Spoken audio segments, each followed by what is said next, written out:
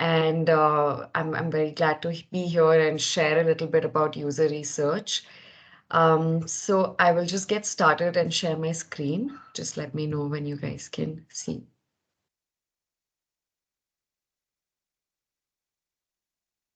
We are able to see your screen, Shweta.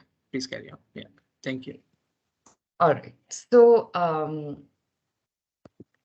as Maya introduced, I'm a user researcher I'm currently working at Microsoft at the Digital Studio, and we work with several products to to understand the user's need and take that information back to product teams as well as design teams to help design more effective experiences.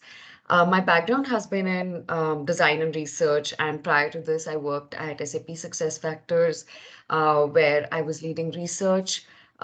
Most of my roles have been about establishing research practices in the organization, as well as conducting research across the spectrum, which is exploratory and foundational research to testing and evaluative. And we'll touch on some of these topics further in the presentation today.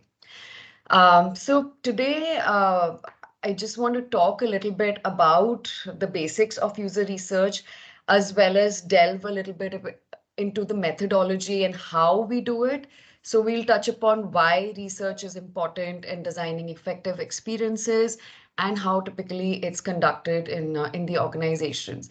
And of course, there is a lot of synergy with technical writing or user assistance, because communication is an important part of designing the experience for the user, and maybe that will help identify some of these touch points where research and technical writing can collaborate better. All right, so this is a little snapshot of how typically a product development process happens in organization, where a customer explains something and something is understood and something else is designed and the code is written on some basis. The marketing does a good job of describing it to the customer, and so on and so forth. So there are many stakeholders that are involved in a typical product development process. But what usually happens is that what the user needs and what actually gets designed or what is understood, there's a lot that is lost in translation and communication. And therefore, sometimes the needs of the users are not effectively identified or established, which further trickles down to various problems, either in designing the experience or in communicating it. And therefore, these gaps impact the overall experience of the user, as well as some of the metrics that might be used to measure the success of a product. So therefore, the question is, how can research help here, and why research? Why add another step into an already complicated machinery, right? Because research helps design and drive vision. It helps consolidate various points of view and connect dots.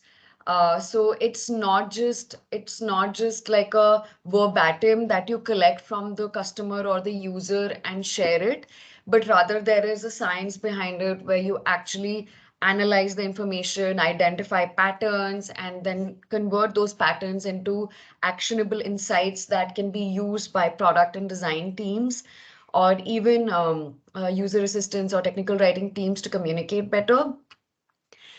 Research also helps validate ideas and solutions.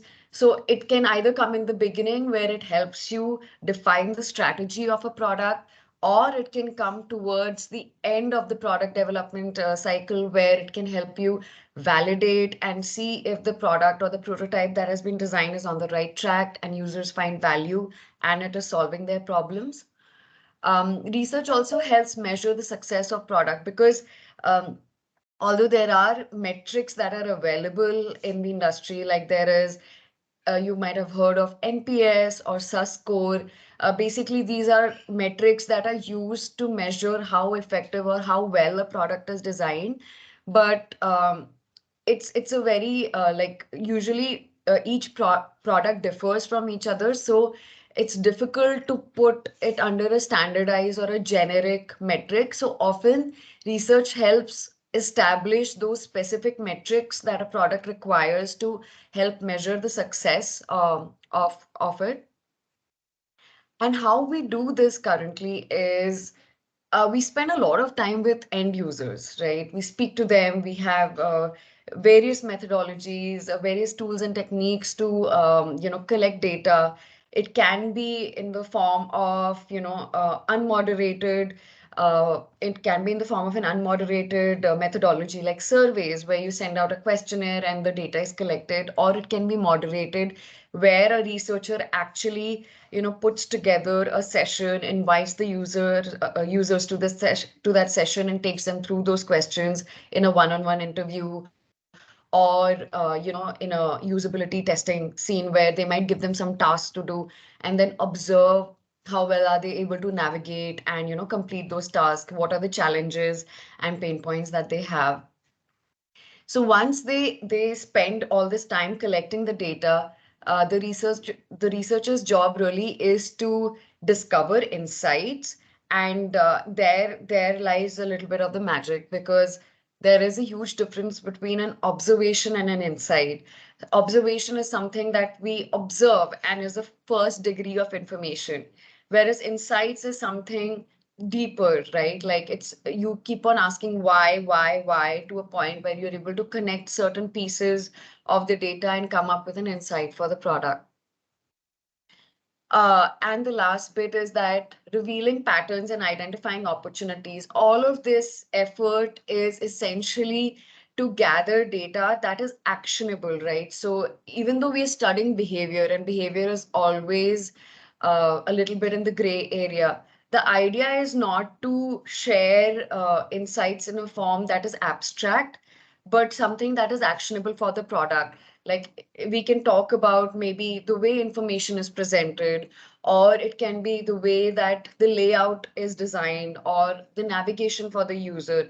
It can be these specific aspects of a particular experience, that the research throws up light on, and how the experience can be improved.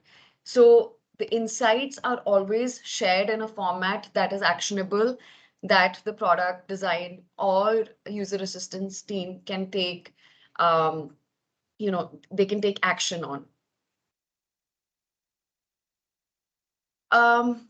So currently, although the research is mostly seen in a lot of organization as a testing exercise or a validation exercise, it's a lot more than that. It's about bringing that holistic perspective. So if I go back to the first slide that I'd shown you, it's really about collating the viewpoints of all of these stakeholders and more, and having a certain depth to the data to be able to share these insights with teams that can actually take action on these points. So a researcher's job is really to listen to many people, but collate and synthesize all of that information to providing a holistic perspective to the product development process. This is just a personal philosophy that I have as a researcher, which is that when you look at research, essentially it's, if you break down the word, it's research. So that means that you're searching again. So although there might be prior information or prior studies on a particular topic, with every topic, a researcher is presented with the opportunity of looking at it with a new perspective. And new perspective means a clear and novel approach. So how do I get to the depth of the needs of the users, or how do I understand this behavior better, so that I can design more effective experiences? And on similar lines, the famous scientist Werner Heisenberg, who established Heisenberg's principle, he shared this quote famously, where he said that what we observe is not nature itself, but nature exposed to our method of questioning. So if we were to paraphrase it in the context of user research, uh, one of the most key skills that a researcher can have is the ability to frame good questions, or the ability to frame novel perspective through the right questions, right? So I've just, sorry, I'm just hearing an echo. Is somebody asking something or?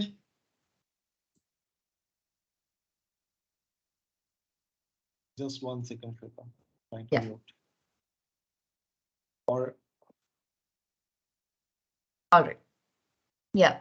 So Heisenberg, what he shared was that what we observe is not nature itself, but nature exposed to a method of questioning. So in the context of user research, uh, it's you can paraphrase it to what we observe is not user behavior itself, but user behavior exposed to a method of questioning.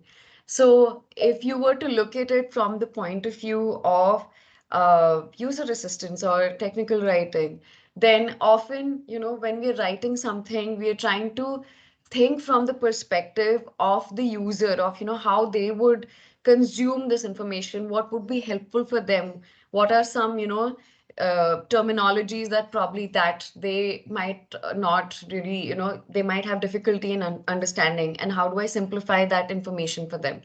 So I think all of our jobs in the pursuit of designing products is really to step out of our shoes and get into the shoes of people who are actually using these experiences that we're designing. And therefore, it's very important to know how to ask the right questions, right? Uh, for example, everybody always saw an apple fall down from a tree, but it was Newton who said, okay, why does the apple come down and not go up, which led to the pursuit of discovering gravity. Uh, so in that sense, it's really about how deeply and how differently can we think and frame our questions in order to understand the phenomena or the aspect that we are studying or trying to design. Now I'll get a little bit into types of research. So this is more towards methodology and how there are different forms of user research that are practiced in organizations currently, and how and what kind of outcomes they can yield. Essentially, if you look at it, then there are two main kinds of user research. Uh, there is the foundational research, which talks about, which is more about studying the behavior, and it's more exploratory in nature. So it can be like studying how people deliver food, or how people, work in the workspace, and what are some needs they have while doing their admin task. Or it can be something like how are people, what is the process through which people book their cabs, and what are some gaps within. So it's very broad, and the idea is to really go wide and collect, a lot of good qualitative information, because most of these questions in foundational study will be open-ended. So it'll be more like, okay, what is your idea? What is your idea of, um, uh, of collaboration in the workspace, and how are you currently doing it? So it'll be really open-ended, will depend on the user, how they interpret that question and how do they answer. And therefore there's a lot of rich qualitative data that you kind of gather at this phase. Typically in this, one is able to produce themes or insights that become more strategic directions or food for thought for the product development process. And it is used towards the beginning. So before a product is designed, one can do foundational study to understand behavior deeply, or to formulate the user experience strategy or product strategy that can become the North Star for all of the steps in the product development process. However, there is another type of research which happens, which is the evaluative research, which is more tactical in nature. So once an experience is designed or once a prototype is designed, it's more about testing that scenario, right? So for example, if I've designed an experience of the career development process or my appraisal process of how I put in the information of how, what all I've done within this quarter, and, all of that data will lead to how my manager, decides or assesses my performance. So we take that experience to the user, and then we have specific tasks which they'll go through and do, and basis that, we'll have some follow-up questions of whether they find value within that experience, what are some roadblocks. And the feedback that typically comes here is very granular. It might be more in terms of the UI, which is the user interface, or the layout or navigation. So things that are very tactical in nature and which become direct inputs for design improvements. And typically, evaluative studies can be done throughout the product lifecycle. So once the concept is formed, a concept can be tested, and then once a final experience is designed, that can be, that can go through the usability testing or the user testing that happens at the end.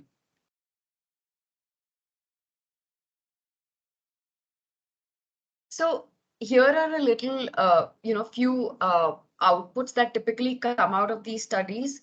Like, for example, in foundational, we have outputs like pain points that might come out, user persona, user needs, journey maps and flows, which talk about the different touch point in the user journey, and also source material for UX strategy, which is more of a strategic view of things, of how these themes actually tie into, say, a product roadmap, and how we need to stagger out these improvements to build a more cohesive experience. There is also the evaluative study, which yields outputs like, more like a black and white version, like, findings and recommendations, which might be, this seems to be working, or this layout is not right. This information is probably not the best way to show information. At this point, a lot of, if you have aspects of user testing, of user assistance or technical writing, this is a good point to check some of that information as well. And also it can yield product scorecards, which are basically, what we talked about earlier, where there's some metrics that we can identify in the foundational study, which, basis which we can assess or evaluate the experience. And during an evaluative study, we can actually measure some of those aspects or some of those goals by the user to see how well our product is doing. This is just an example of a customer experience map to give you a view of, typically how a user journey will be formulated. It's about this person called Cassie, who has a busy week and he has a lot of work, but he also wants to eat better. He wants to have healthy meals without the hassle of planning and preparation. So it's done by this brand called Rooster and Cloud that does pre-packaged meals. So what they've done is they've broken down the journey of the user into browsing, ordering, delivery, dinner, and then sharing. And within then this, they have put down the touch points of how they actually go and look for personalized kits. They order the kits, they make the payment, and once on Monday they find it, they actually, use it, and have the meal, and then probably take some of the leftovers for their meal on Tuesday. Here you can see it's been divided into some of the things like the channels that they use to do, these actions. What are the thoughts that the user has? Empathy map in terms of where, mapping like a heat map of how the experience is. Is it not great at the moment, or is it satisfactory?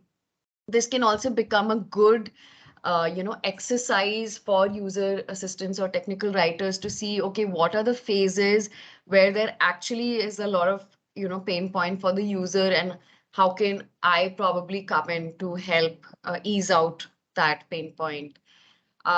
It can also be used to discover opportunities for product and design teams.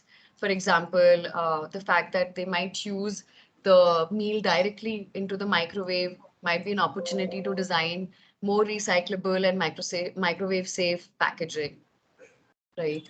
So this is a example of how a customer journey map can be formulated and how it can, as an artifact, it can help various stakeholders to take decisions or take actions in the product development process.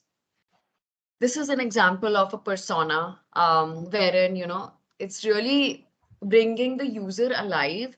So it talks about like how the user is a millennial who doesn't have time to cook, but health is an important part of, of her life, and then lists out some motivations, frustrations, what are the kind of goals that they have, and some quotes to really bring the persona out alive. All of these artifacts are essentially a way to really flesh out the user and make them more real in order to design better for them, and also help take decisions in the product development process, right? Because now you have all of these motivations or all of these pain points documented in a way that gives you a good idea of what is the hierarchy of these challenges. So these are some phases that typically happen in a research study, starting with scoping, wherein you try to understand what are the problem we are trying to solve here, and what are the research, what is the kind of research. Sorry.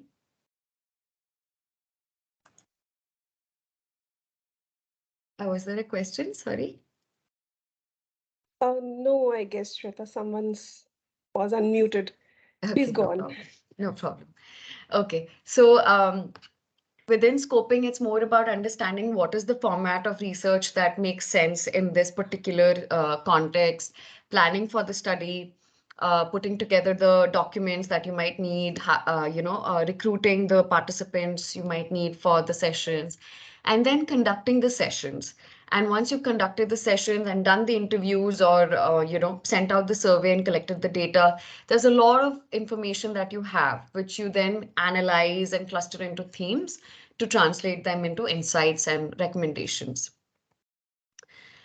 These were the kinds of research that I spoke about earlier, which was foundational research, is more about a deeper understanding of user needs and desires, concept validation. If you have a concept in place, and even if it's not a finished experience yet, you can still go out and test it, because it'll give you a good idea of whether you're in the right direction or not, because it's still work in progress. So it's an ideal phase to actually go out and test it with the users. And of course, the final testing, which is the usability testing, which is a more evaluative thing, wherein you've designed this experience with all of this information, and then you evaluate it basis some metrics. There are various phases. The exploratory or the foundational research typically has more rigor to it, where you might also formulate a hypothesis. A hypothesis is nothing but like a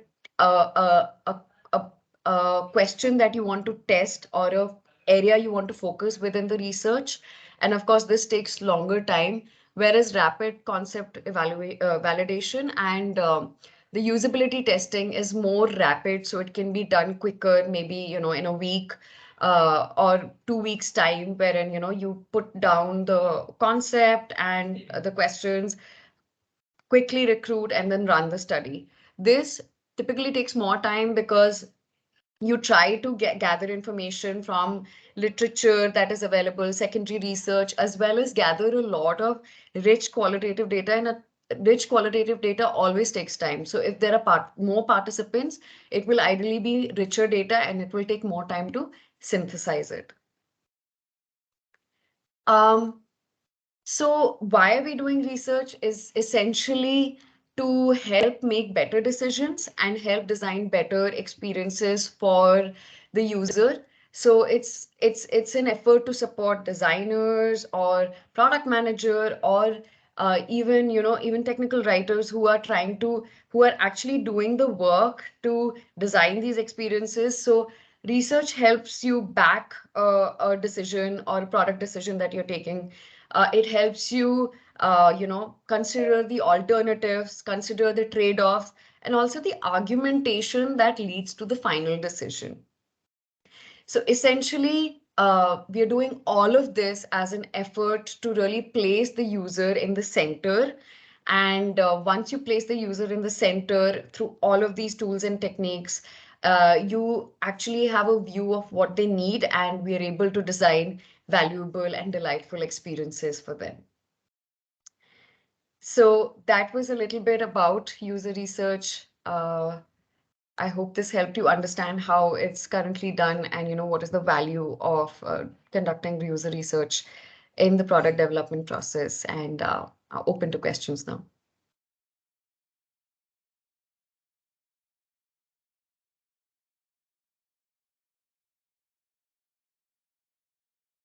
So thank you so much, Shweta. So any questions you folks have, requesting you to please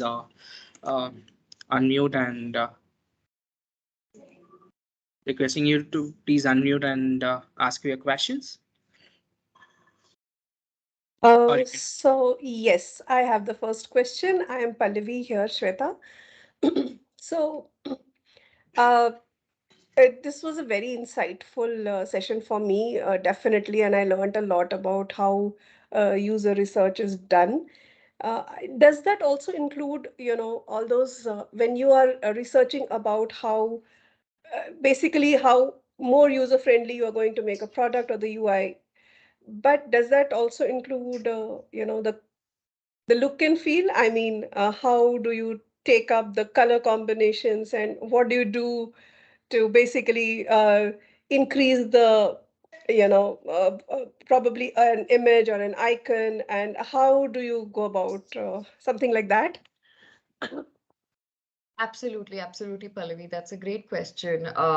Yeah, so uh, although the focus is more on the functional aspect, right? Mhm, mhm, Typically the designer would have the expertise of knowing, I know how to visualize information or use the right colors. And nowadays, actually, most of the organizations also have their design systems in place, so that mhm, makes life easier to have a more consistent and a good look and feel of the product.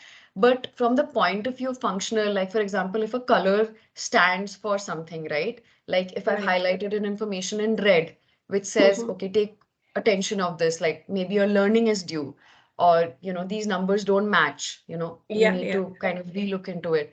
From Mhm, that point of view, there can be feedback. Or in terms of, like, say if somebody's designed a screen where the submit button or the actionable button is below the scroll and the user actually doesn't reach there because they assume it's a single pager, mhm, then that becomes like a feedback for the designer or the product team to take away from that study.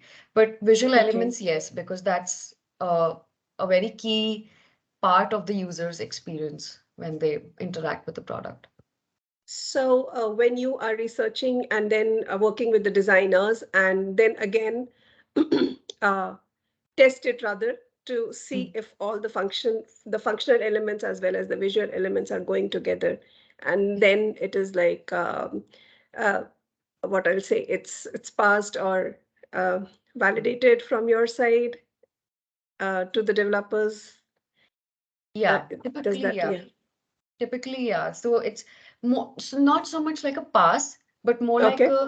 more like a, are we on the right track? Is Okay. there something we need to make better? Mhm. Because I think the general feeling that we have about testing is, uh, is it something that is optimum level to actually go ahead or not? But that might happen sometimes where our experience is not, or a product is not in an optimum level, and it might be a no-go, but it's very Mhm. rarely. Most of the Right. times the kind of feedback we get is like, okay, these parts seem not to be working, so can we rework on this and make this better? Uh-huh. So it's really more with the intention of iterating and making the experience better rather than, like a go or no go decision. Oh, great, great. Thank you so much. Thank you so much, That Pallavi. helps a lot. Yeah. Shweta, going to the next question, Yeah, not by the order in the chat.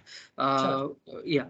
So, can you recommend some books or resource to learn more about user research? Sure. So there is just enough research.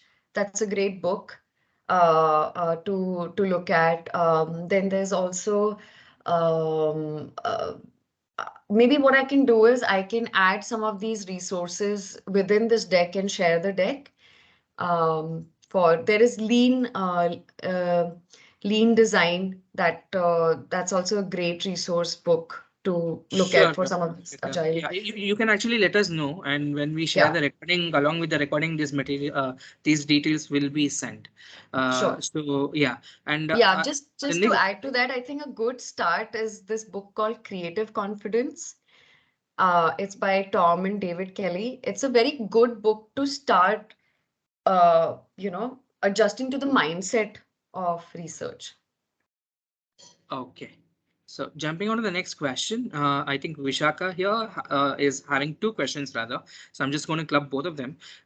So where do we study first before presenting to the management? That's one. Two, if we have to present something to the group, what would be the starting point of research? What would Okay. be a starting point for a research if we have to introduce a topic to a group of people? Group of people, you mean, sorry, can you just elaborate on the question a little bit, Vishaka? If you Yeah. can just unmute yourself and. Yeah, I'll just try. Hi, Shweta. Yes, just because of the background noise, I wanted to ask this via this chat. So my question was, yes, it's a very interesting insight which I got from you today. So say in my organization, say we do not have this user research person now, and now the team is just they design the product and then we go and talk to the user and then then we do conduct trainings and then we see how it is adopted and all those. So Yeah. what I feel is it's a good start to actually go and talk to the users first, understand their pain points, right? So now if I want to suggest something like this to the management, so I would have to start somewhere, right? Okay, so Yeah. this is where I got the idea from, and then this is my study, and this is how we can do it. So Yeah. that's why, and you did answer the book's recommendation. That would have answered a part of my question. So yes, I would look forward for those recommendations as well. But yes, my thing is like if you want to set up something which is not interesting in the user research area, so how do you start? Yeah. Yeah, that's a great question, Vishaka. I think uh, it's the reality that most of the organizations today do not have a research practice, and that really gives you an opportunity to become the trailblazer in your organization to start some of these practices. So a good way to start this would be small, because typically, if you're thinking of doing a foundational study, uh, having a research plan always helps. So what is it that you're trying to study? Like an objective, a research question, right? Like, for example, if in the context of what, for example, the product that I'm working on, which is a project management tool, I started a foundational study to understand the project management journey of the end user, right? Which is the project managers. So I really went deeper into telling, okay, what does your day look like? What are some tools you use? What are some tasks you use? Who are your key collaborators? What are some challenges you have? And stuff like that. So if you have just like a 3 or 4 slider research plan outlining some of these aspects, like objective, research questions, research plan in terms of who you are going to interview, possible outcomes, what could possibly come out of this? Could it be a small report or a customer journey map or something, even simpler, just a share out of findings? Putting that together and then sharing it with the leadership will help you get that buy-in and get that support that you might need to conduct the study. Does that Sure. answer your Thanks. question? Yes, thanks, Shweta. That does give me the pointers. So yeah, thank you. Thank you, Vishaka, for the question. Thank you, Shweta. There's a final question from Isha. I think the first part of the question is already answered by now. So she wanted to understand currently what kind of products you are researching for. That I think you just answered that particular part, Shweta. But coming to the next part of the question, can you tell us more about the most trending tools for research? And this would be the final question for the day. Okay. So, one of the most trending topics currently in user research is mixed methods. Um, some of you might have heard of it. It's essentially combining qualitative and quantitative forms of user research.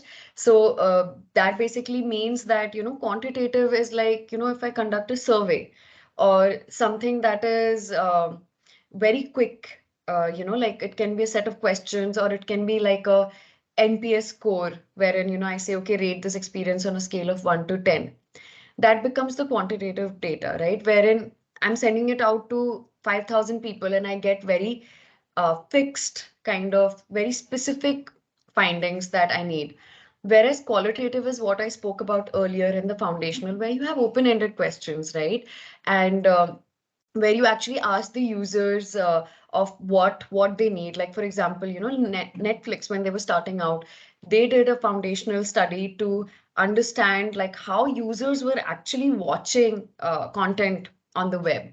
And through that user research, they were able to discover that this whole behavior shifting towards binge watching, right? Earlier, when when there were no OTT platforms, people would either there would be television where you would have like one episode after the other, or you would there was this whole shift that was slowly happening where people were downloading things on Aries or doing these bulk downloads of shows like Friends or um, Office, and watching them at a go.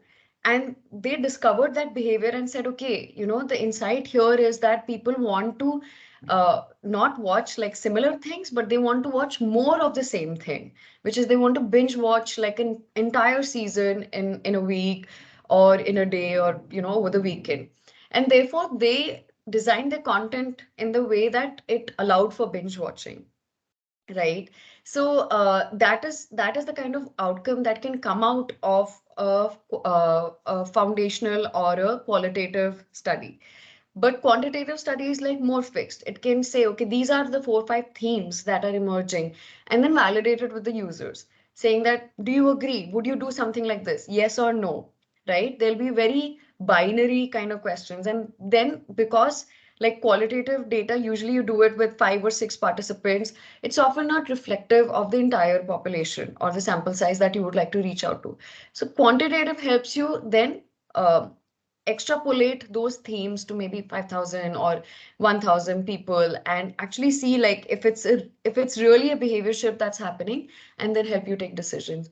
So that's called mixed methods. You can also read more about it. It's available on usability testing on on the site, or UX testing the site for some of these resources. And it's a fairly upcoming and interesting methodology that's being used today.